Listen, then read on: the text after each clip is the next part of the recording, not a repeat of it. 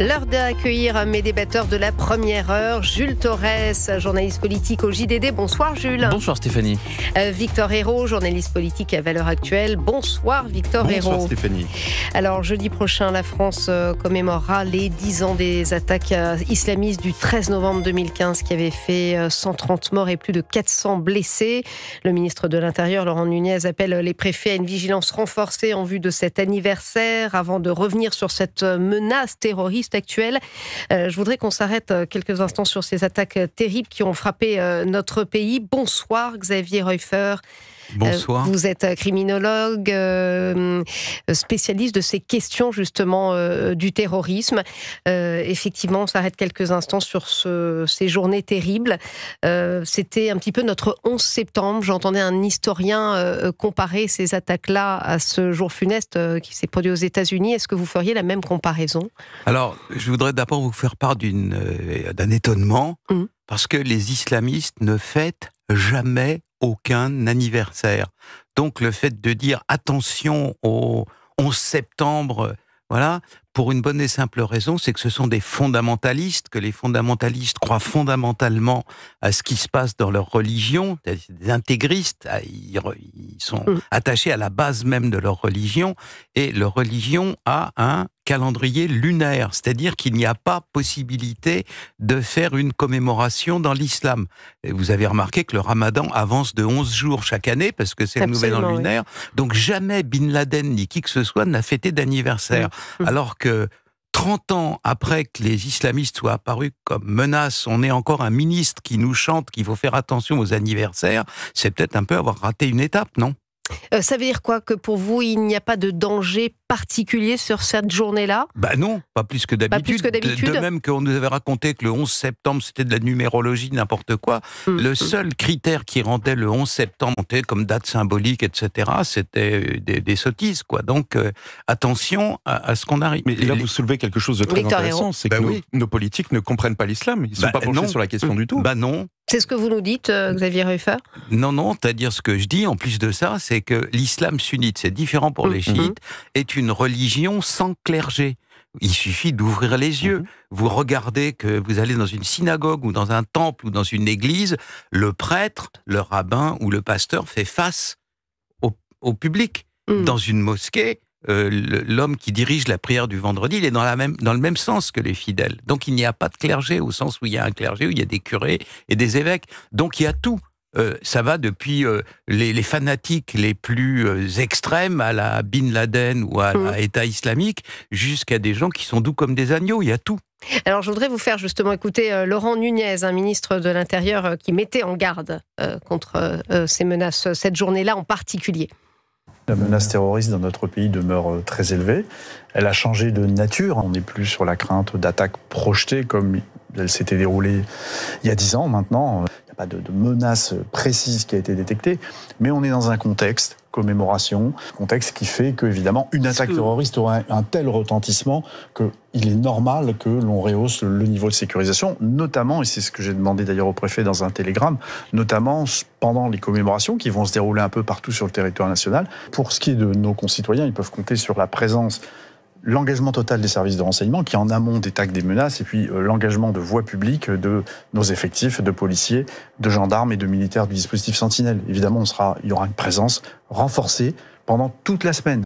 Oui, Xavier Reufer, vous entendez, Laurent Nunez parle d'un contexte qui pourrait avoir un fort retentissement. C'est comme ça qu'il le justifie. Il a parfaitement raison sur ce point, bien entendu. Mais remarquez bien que depuis les grands attentats de 2015-2017, le Bataclan, les terrasses, Bruxelles, l'année suivante, à Barcelone, il n'y a plus eu d'attentats de ce type. Alors pourquoi il n'y a plus d'attentats de ce type ? Parce que depuis, il s'est passé quelque chose de crucial, dont on ne parle pas assez, à mon avis. On est obligé de rester dans des termes généraux.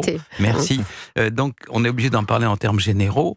Depuis, on a découvert des algorithmes permettant de détecter la préparation dans le cyberespace, c'est-à-dire que, bien entendu, un attentat comme ceux qui ont lieu à Paris et à Bruxelles ne peuvent pas être préparés en envoyant des lettres par la poste ou en faisant des signaux de fumée ou des pigeons voyageurs. Il faut des téléphones modernes. On va en parler justement de cette évolution de la menace terroriste, mais je voudrais quand même m'arrêter quelques instants, puisque vous disiez, bon, il n'y a pas de menace précise sur ce jour, il n'empêche, on a fait un point avec le procureur national antiterrorisme, Olivier Krinsten, 6 attentats déjoués depuis 2025, le nombre de procédures ouvertes au parquet national antiterroriste n'a jamais été aussi élevé depuis les 5 dernières années. Alors, ce que vous nous dites, vous, c'est que, en effet, la forme a évolué. Non, ce qui s'est passé le 13 novembre, selon vous, ne pourrait plus se produire aujourd'hui en 2025, pas de cette ampleur en tout cas, grâce aux algorithmes. Oui, ce qui est détecté à l'heure actuelle grâce à des dispositifs d'intelligence artificielle sur lesquels on est obligé de rester discret, bien entendu, il ne faut pas donner des tuyaux aux terroristes. Et donc, ce qui se passe, c'est que la configuration de ce qu'il faut, la manière et la façon dont on échange en pareil cas est maintenant détectable. Et quand vous avez un élément appartenant à la constellation terroriste en question qui débarque au sud de l'Espagne, par exemple en venant du Maghreb, il est signalé à Stockholm et dans toute l'Europe dans les 10 minutes qui viennent. Europol, sur ce plan-là, fait du très bon boulot. Oui. Donc, ce qui reste est des attentats déstructurés, c'est-à-dire le type ou la fille qui sort de chez lui. Le loup solitaire, ce que le procureur appelait d'ailleurs l'autonomisation des individus. Exactement. Ça, c'est parfaitement juste. Et on le voit. Et ça, c'est pratiquement imparable. Alors, si jamais, le 11 septembre ou le 13 novembre, il y a un individu qui sort dans la rue avec un couteau de cuisine, on n'y peut pas grand-chose. Mais ce qui a disparu, c'est les grands attentats susceptibles de faire 100, ou il y a 15 ans à Madrid, 250 morts dans la journée, etc. Ce genre d'acte dans l'Union européenne est devenu beaucoup plus difficile. Alors il y a eu aussi l'attaque de Nice. Qu'est-ce qui empêche un individu, alors on ne veut pas donner de mauvaises idées, mais enfin je crois que malheureusement ils les ont sans nous, de se jeter sur la foule avec un camion, une voiture bélier, au nom de l'islam, comme on l'a vu d'ailleurs à Oléron, qui n'a pas été caractérisé comme un fait terroriste. Ouais. Non, parce que l'esprit humain, le cerveau humain est une machine complexe, et j'explique ça à mes étudiants en leur disant, il y a Napoléon et il y a les fous qui se prennent pour Napoléon. Voilà, donc les deux existent et coexistent, et vous pouvez très bien avoir un individu qui est né mormon ou Dieu sait trop quoi, qui fasciné par les vidéos de décapitation, etc. C'est quelque chose d'addictif, c'est comme la drogue. Oui. Alors à la fin, il est capable de, on dit en psychiatrie, décompenser, c'est-à-dire de passer à l'acte, de sortir dans la rue avec un poignard ou Dieu sait trop quoi, même un fusil. Et ça, hélas, on n'y peut pas grand-chose, mais ce ne sont pas des actes stratégiques, c'est naturellement affreux pour les victimes. Et pas organisé en tout cas. Et ça n'est pas de nature à pouvoir déstabiliser un État et lui faire subir le choc que nous avons subi.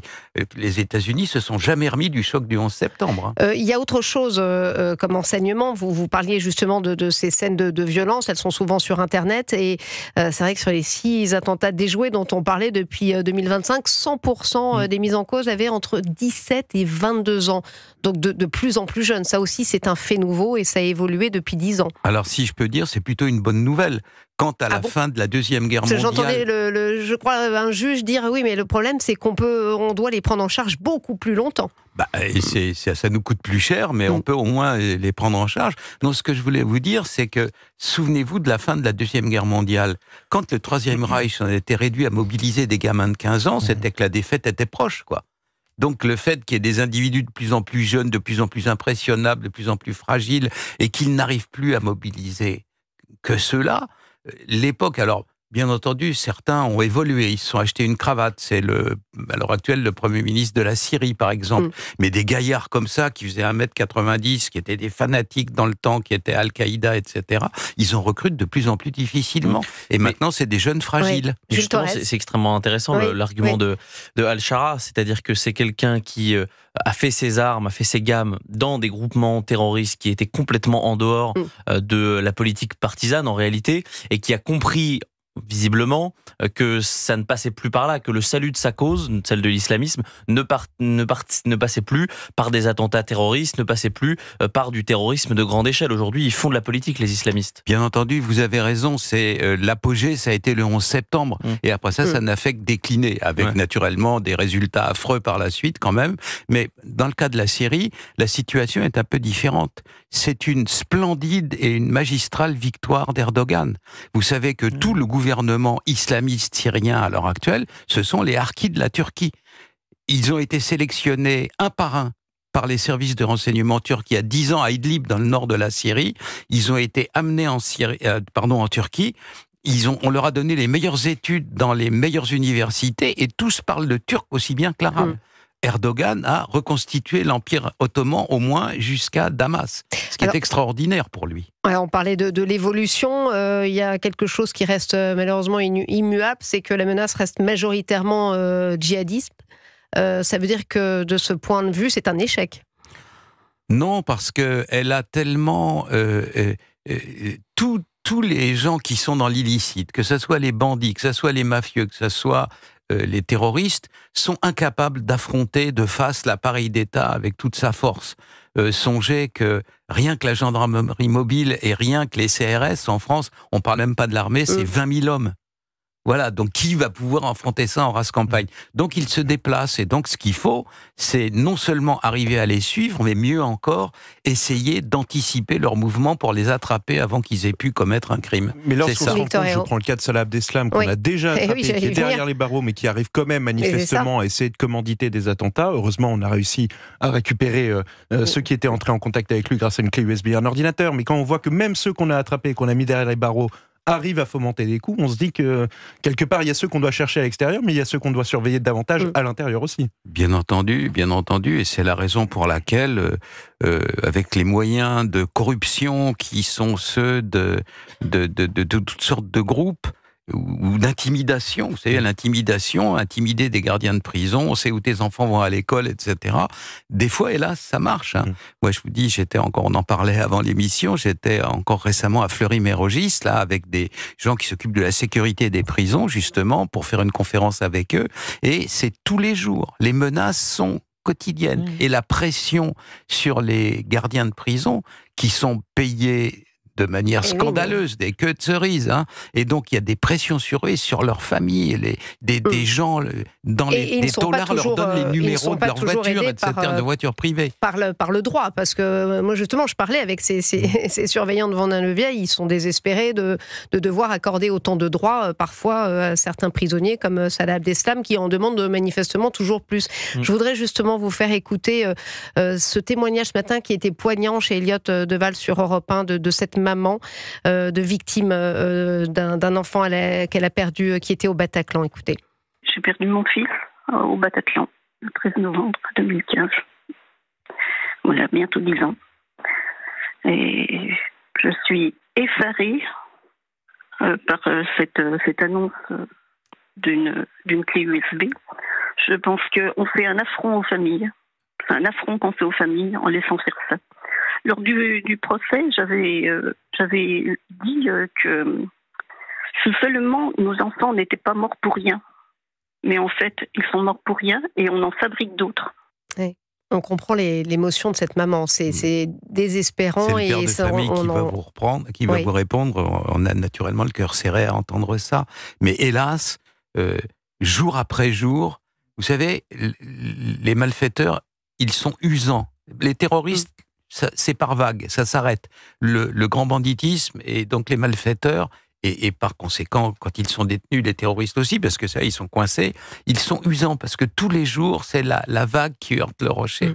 C'est ça qui se passe. Et on ne peut pas... en face, on a des êtres humains, alors on peut les sortir, les former, les remettre, etc. Ce que je fais de temps en temps, je participe à des sessions comme ça pour expliquer les évolutions aux gens de la pénitentiaire. Et malgré tout, la pression, elle est constante, c'est au quotidien. Et c'est un échec des politiques de déradicalisation aussi, tout ça. déradicalisation, c'est du pipeau. Bah oui, mais enfin, il y a eu beaucoup de choses mises en place. Non, oui, c'est un échec, c'est ce que je disais. Mais c'était même pas possible. Pourtant, on a mis beaucoup de programmes en place. En privé, un grand responsable du renseignement français m'a dit, compte tenu de ce que je vais dire, je ne le citerai pas, il m'a dit, le seul moyen, c'est la balle dans la tête, quoi. Le seul moyen de faire changer un être humain... Le taux de récidive passe à 0. Oui, exactement. Oui, j'allais vous demander, vous Victor qui connaissez Hérault. bien l'islam et particulièrement le djihad, que je dissocie, concernant le djihad, est-il possible, lorsqu'on écoute les argumentaires des avocats, par exemple, de Salah Abdeslam, est-il possible de penser qu'il y a une rédemption par rapport au djihad? A-t-on vu des terroristes, au bout de X années, finalement, se détourner de leur cause? Là, on voit que Salah Abdeslam, au bout de 10 ans de prison, est encore dans la même logique et le même combat. Est-il possible d'espérer que dans 10 ans, Salah Abdeslam changera d'opinion? Très rapidement, Xavier Ruffin, on arrive à la fin, malheureusement. La prison, c'est usant pour les détenus. Donc, au bout de 3 ans, déjà, c'est dur. Alors là, 10 ans, mais bien entendu, la réponse est double. Ceux en liberté, ils ont encore la possibilité d'évoluer, mais ceux qui sont en prison, la seule possibilité qui reste vivant et dans leur tête, c'est de dire je suis un héros, je vais continuer, etc. Ils n'ont pas d'autre choix, ils sont coincés. Merci Xavier Ruffin, criminologue, et je rappelle le titre de votre dernier ouvrage, Jeffrey Epstein, l'âme damnée, de la 3e culture aux éditions du Cerf. Merci à vous d'être passé par le studio d'Europe 1 et on se retrouve dans quelques instants après avec le point sur l'actualité de Maëlle Laurent.